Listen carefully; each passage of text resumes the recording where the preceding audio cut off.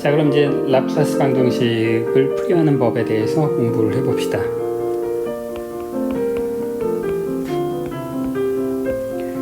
자, 이제 13장에서 하는 건 뭐냐면 우리가 풀어야 되는 미분 방정식의 종류가 많잖아요. 자, 그런 것들을 각 예를 통해서 라플라스 방정식을 푼다 그러면 라플라스 방정식의 예를 한번 제시하고 그 예제를 풀면서 여러분들이 이런 방정식은 이렇게 풀면 되겠구나. 그럼 이제 그런 식으로 교과서가 구성이 돼 있고 강의도 이제 그런 식으로 할 거예요. 근데 라플라스 방정식의 가장 대표적인 예가 뭐냐면 이제 온도 분포를 이제 기술하는 게 이게 가장 이제 대표적인 이제 라플라스 방정식이 되겠어요. 일단 이제 책의 예를 한번 그림으로 그려봅시다. 책에서 얘기하는 게 뭐냐면 이제 공간적으로는 2차원을 공간이 이렇게 있어요. 이게 이제 y축이 이렇게 있고 여기가 이제 x축이 이렇게 있어요. 자, 이럴 때 어떤 여기에 이 지점을 x좌표가 0이고 여기 x좌표가 여기 L이에요. 이제 여기 문제는 뭐냐면 그 x가 0인 이 공간에서의 온도 이 그러니까 벽이라고 합시다. 이 벽의 온도는 0이에요. 왼쪽 벽의 온도는 0. 자, 오른쪽 벽의 온도도 이제 0이에요. 반면에 이 아래쪽 면의 온도는 100도다. 뭐 꼭 100일 필요는 없는데 그냥 숫자를 쓰지 말고 그냥 T0라고 쓸게요. 자, 이렇게 됐을 때 이 내부에서의 온도 분포를 구하시오. 그러니까 여기는 시간은 없는 거예요. 자, 그럼 우리가 구하는 게 뭐냐면 우리가 구하는 필드는 뭐냐면 2차원 공간 이 세 개의 벽면으로 둘러싸여 있는 저 내부에서의 온도 필드를 구하는 거예요. 자, x하고 y라는 인덱스 각 지점에서의 온도가 몇 도가 되겠는가?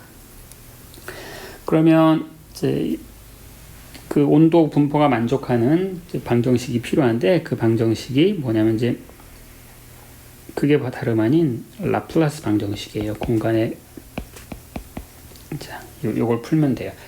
자, 왜 라플라스 방정식이 온도 분포를 이제 결정을 하냐면 자, 여러분 한번 요걸 계산해 봅시다.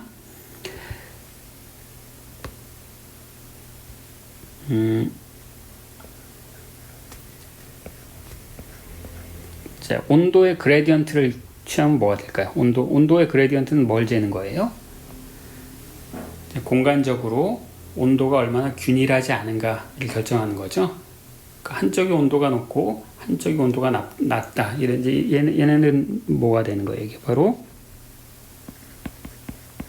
온도 차이가 얼마나 많이 급격히 나는가 이제 그걸 반영을 하고 있는 거죠. 온도가 높아지는 방향을 향하고 있는 거고 그 그레디언트의 의미잖아요. 어떤 스칼라 필드의 그레디언트는 그 스칼라가 가장 빨리 증가하는 방향을 향하는 게 바로 그레디언트죠.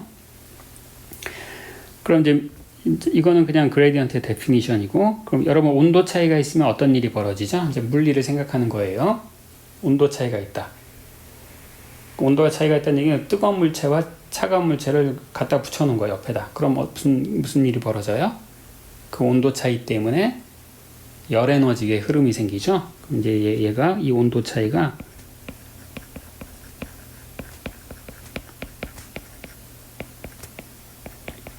우리가 뭐라고 부르냐면 전도라고 부르죠. 전도. 열은 온도가 뜨거운 곳에서 온도가 낮은 곳으로 흐르잖아요. 우리가 전도라고 부르죠. 그레디언트라고 하는 것은 열 에너지가 어느 방향으로 흘러나가는가 그걸 의미해요. 자, 그러면 여러분 이 라플라시아는 뭐예요? 라플라시아는 그 그레디언트를 에다가 다이버전스를 취하는 거죠. 이걸 우리가 다이버전스라고 부르는데 여러분 지난 이제 수리물리 1에서 다 배우셨을 거기 때문에 자세히는 설명하지 않을 거고 이 다이버전스는 무엇을 의미하는 거죠? 그레디언트는 차이를 의미하는 거고, 다이버전스는 뭘 의미하는 거죠? 그러니까 다이버전스는 벡터 필드에 가해지는 거죠. 벡터 필드에 가해지는 거라서 이 다이버전스는 그 벡터 필드가 얼마나 뭐예요? 자, 벡터 필드니까 우리가 이제 화살표로 그릴 수 있는 거죠. 그러니까 만약에 내가 이제 요 지점에서의 다이버전스 값을 내가 계산하고 싶어요. 근데 그 벡터 필드가 요점 주위에서 벡터 필드가 이렇게 몰려들고 있어요. 그러면 그 지점에서의 다이버전스는 뭐라고 배웠습니까? 이때는 다이버전스가 양수가 되는 거고, 만약에 그 지점에서 벡터 필드가 이렇게 바깥으로 흘러나가면, 그러면 어떻게 돼요? 이때 그 지점에서의 다이버전스는 음수가 되는 거고. 자, 이게 다이버전스의 의미예요. 다이버전스라고 하는 것은 벡터 필드가 공간상의 각 지점으로 몰려들고 있느냐, 아니면 바깥으로 퍼져나가는가. 그게 바로 이제 이 다이버전스의 의미예요. 자, 그럼 이제 그레디언트와 다이버전스의 의미를 이제 섞어 봅시다. 아까 이 화살표는 누가 만들어낸다? 온도 차이가 만들어낸다고 했죠. 그레디언트 온도니까. 그럼 이제 저희 다이버전스 T라고 하는 건 뭐예요? 다이버전스 T라고 하는 것은 온도 차이가 뭐라고 했어요? 열 에너지라고 했죠. 그 열 에너지가 나한테 몰려서 들어오고 있느냐, 아니면 바깥으로 열이 방출되고 있느냐, 그걸 뜻하는 거겠죠. 그렇죠? 그래서 저 좌변은 그 XY라는 지점에 열 에너지가 얼마나 많이 방출되고 있는가, 그걸 나타내는 거예요. 그래서 이제 이 말로만 하니까 여러분들 이제 상상하기가 좀 쉽지가 않죠? 그래서 이제 어떤 스칼라 필드가 있으면, 이제 스칼라 필드의 의미는 뭐냐면,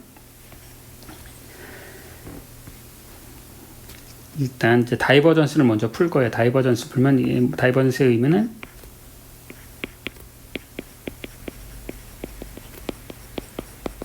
얼마나 그레디언트 온도 T의 그레디언트가 얼마나 집중되는가, 이걸 의미하는 거고. 근데 그레디언트 T가 뭐라고 했어요? 그레디언트 T는 열 에너지의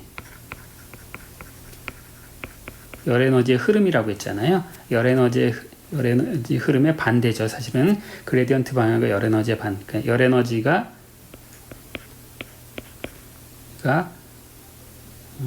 뭐라고 해야 되나? 열 에너지가 몰려드는 거에 반대니까 열 에너지가 얼마나 많이 바깥으로 그 지점에서 방출되는가, 그러니까 전도를 통해서 방출되는가. 그럼 열 에너지가 이렇게 많이 빼앗긴다, 얼마나 많이 빼앗기는가를 의미하는 건데, 열 에너지가 많이 빼앗기면 어떻게 돼요? 온도가 변화가 되겠죠. 그렇죠? 그래서 이 온도의 라플라시아는 뭐냐면 얼마나 많이 열 에너지를 빼앗기고 있는가, 그걸 의미하는 거고요. 근데 그러면 그게 무엇을 만들어 주겠어요? 얘가 누구를 만들어 주냐면, 이게 다름 아닌 시간에 대해서 온도가 얼마나 많이 변하는가, 이게 되겠죠. 그래서 이제 그런 의미에서 저 방정식을 이제 열전도 방정식이라고, 아까 이제 수업 시간에 여기 보시면 이런 말 했잖아요. 이렇게 생긴 것을 이렇게 생긴 것을 디퓨전 방정식, 히트 플로우 방정식이라고 부른다고 했잖아요. 바로 이제 지금 그게 여기 보여드린 거예요. 이게 바로 그 내용이에요. 그 내용. 그래서 근데 이제 그게 0이다는 얘기는 뭐예요? 그게 0이다는 얘기는 여기 아마 부호가 뭐가 좀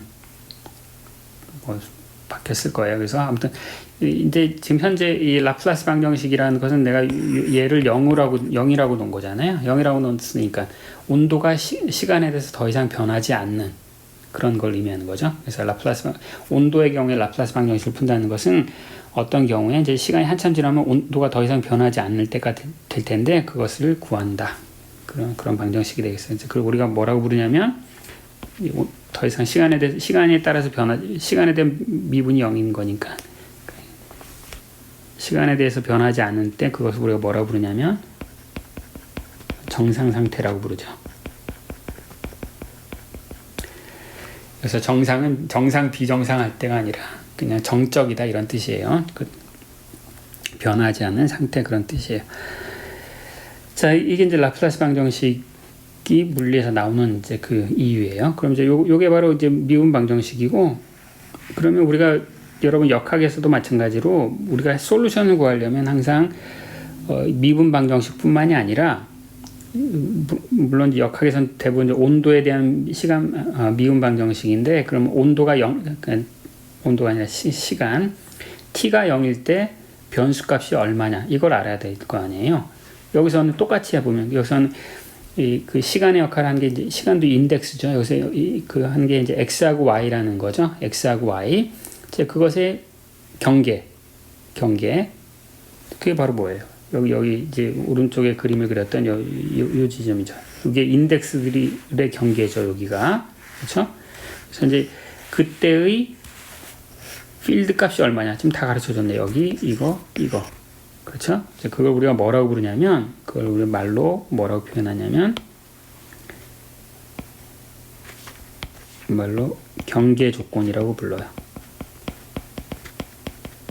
경계 조건.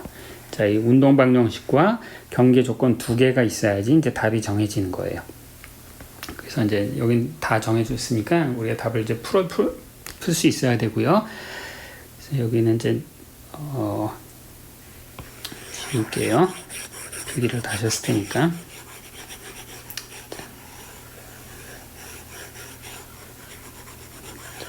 지운 부분 이제 물리 백그라운드 설명드린 거고, 이제 다시 수학 문제로 와서 저걸 풀어봅시다. 이제 지금 보시는 게 이제 편미분 방정식은 이렇게 풀면 되는구나. 이제 그거를 여러분들이 캐치를 하셔야 되는 거예요. 보면서. 자, 그러면 이제 편미분 방정식은 라플라시안이라는 건 뭐냐면 그 온도 필드를 x로 두 번 편미분하고 그 인덱스 전체에 대해서 각각을 두 번 미분해서 더한 게 라플라시안이잖아요. 그래서 이걸 구하는 거예요. 그러면 이제 이런 편미분 방정식을 풀이하는 가장 이제 대표적인 방법이 뭐냐면, 우리가 지난번에 슈레딩거 방정식을 풀면서 이제 간단히 설명드렸는데, 이제 변수 분리예요. 변수 분리가 이제 완전히 이게 가장 대표적인 테크닉이에요. 변수 분리란 건 뭐냐면, 자, 이 x하고 y 두 개의 인덱스를 갖는 그 함수를 그 각각의 변수의 들만의 고유의 함수의 곱이다 이렇게 표시하는 걸 변수 분리라고 하는 분리법이다라고 얘기를 해요. 실제로 최종적인 솔루션이 이런 꼴이 되지 않아요. 실제 최종적인 솔루션을 구하기 위한 이제 그 단계에 있는 거예요. 자, 일단 이렇게 가정을 하면 어떤 일이 벌어지냐 한번 봅시다. 이제 얘를 여기다 이제 대입을 합시다. 대입을 하면, 그러면 이제 이게 첫 번째 스텝이에요. 첫 번째 변수 분리가 첫 번째 스텝이고, 그걸 이제 대입을 하면 쟤는 뭐냐면 이제 저기에 대입하는 거나 실제로 이제 여기다 대입할 거죠. 여기에다 대입할 거야. 변수 분리 형태를 미분 방정식에 대입해요. 그러면 자, x로 두 번 편미분하는 거는 이 변수 분리 꼴에다가 두 번 미분하면 그냥 x만 두 번 미분하고 y는 그대로죠. 그게 바로 편미분의 뜻이잖아요. x를 미분할 때 y는 신경 쓸 상수다. 그래서 오해의 소지가 없을 때는 이 편미분 없이 그냥 프라임 기호를 쓸 거고요. 그 다음에 이제 y로 편미분하면 얘는 이제 이제 이번엔 x는 아무 것도 아니고 이렇게 되죠. 그렇죠? 자, 이래 놓고 양변을 대문자 x, 대문자 y로 나눠 볼게요. 그러면 어떻게 되냐면, 자, x분의 x 더블 프라임 이퀄 y분의 y 더블 프라임 이게 같죠. 그렇죠? 자, 이게 이제 변수 분리의 이제 위력이 이제 나오는 거예요. 그럼 무슨 얘기냐면, 자, 자, 좌변은 어쩌고저쩌고 x만의 함수고 우변은 어쩌고저쩌고 y만의 함수예요. 자, 모든 인덱스 x, y에 대해서 이게 항상 같으려면 얘는 x하고 y에 의존해서는 안 되겠죠. 그렇죠? 좌변은 x만의 함수고 우변은 y만의 함수인데 둘이 항상 같아요. 모든 곳에서. 그러려면 그게 상수함수밖에 없잖아요.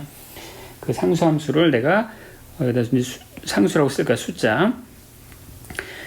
자, 근데 상수를 쓸 때 내가 이제 미리 솔루션의 특징을 잘 파악해 가면서 그 상수가 양수가 될지 음수가 될지 아니면 복소수가 될지 그런 것들을 면밀하게 잘 생각을 하셔야 되는데, 자, 나 여기서는 이제 그 상수가 양수여야 된다라는 걸 저는 답을 알고 있어요. 그래서 내가 그 상수값을 k제곱이라고 쓸 거예요.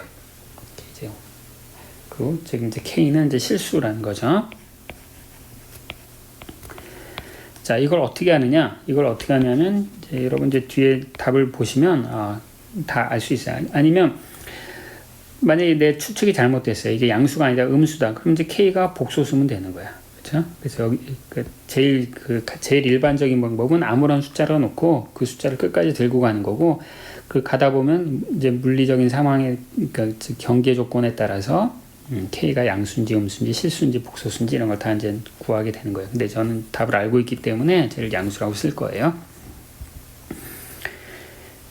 그 다음에 그럼 이제 x제곱이라는 것은 어떤 미지의 숫자, 얘는 아직 미지의 숫자예요. 우리가 마저 다 구해야 되는 거야. 그러면 자, 이건 이제 편미분 방정식이 아니니까 이제 x라는 함수는 두 번 미분했더니 자기 자신과 양수만큼 비례해요. 그럼 걔는 뭐야? sin kx 아니면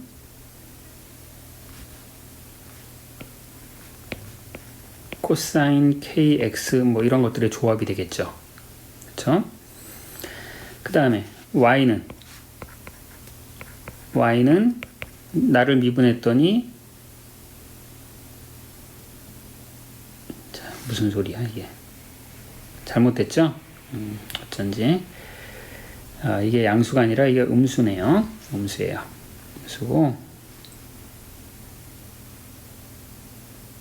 자, 이거 다 지우고, 그럼 이제 음수니까 이제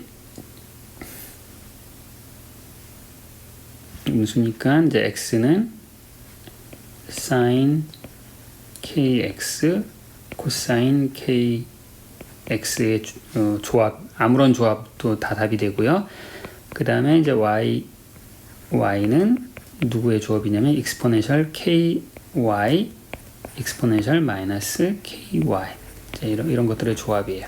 자, 아까 내가 실수로 이제 k의 부호를 생략했었는데, 만약에 그러면 이제 이 x가 지수함수가 되고 y가 복소수함수가 되는 삼각함수가 되는 거잖아요. 그거 상관없어요.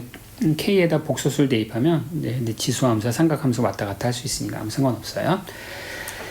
자, 그 다음에 이제 이게 변수 분리라는 거고, 그 다음에 아주 크루셜한 스텝이 있는데, 이제 이 미분 방정식이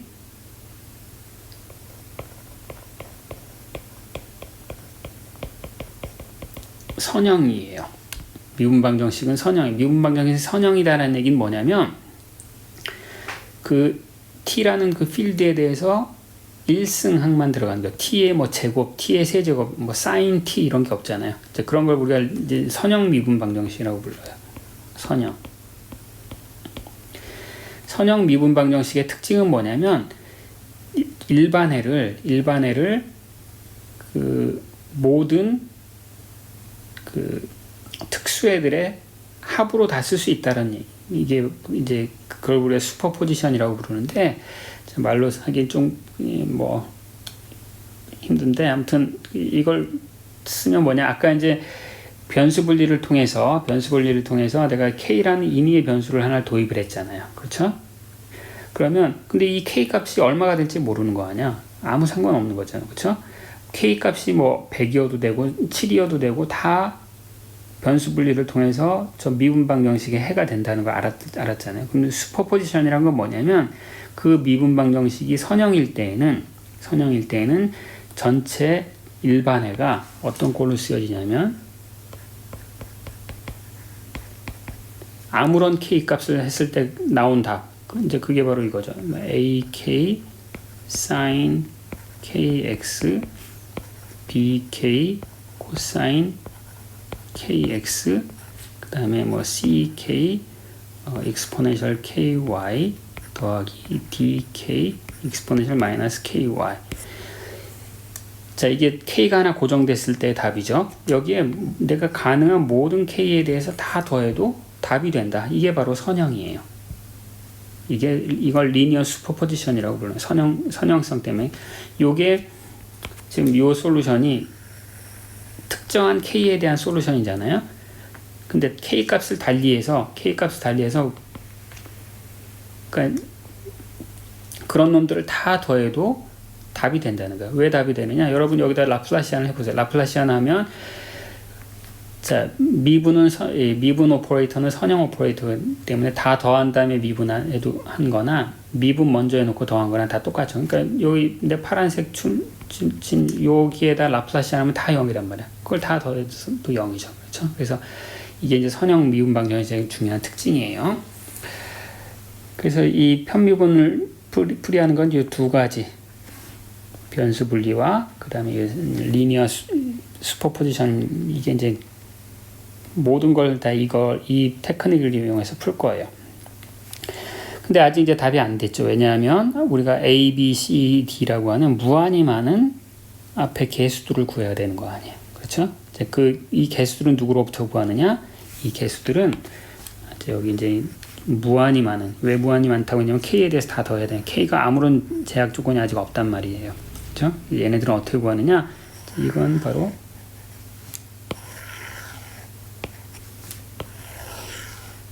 여기 있는 이 경계 조건을 이용해서 구한다. 이게 이제 일반적인 프로시저예요.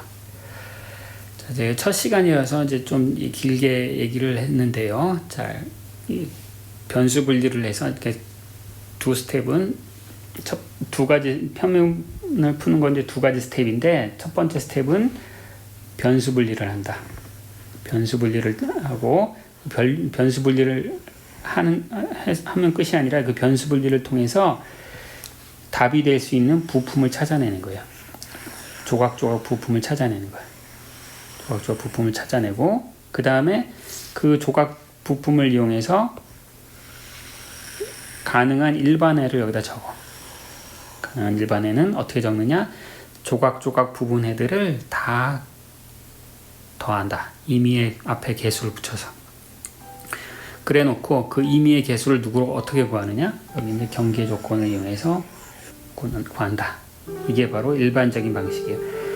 자, 지금 여기에서 이제 A, B, C, D를 다 구해야 되는데, 이제 그거는 지금 시간상 다음 시간으로 해야 되겠네요. 여러분 수업을 들으실 때는 두 비디오를 이제 같이 연달아서 보시는 것이 좋겠네요.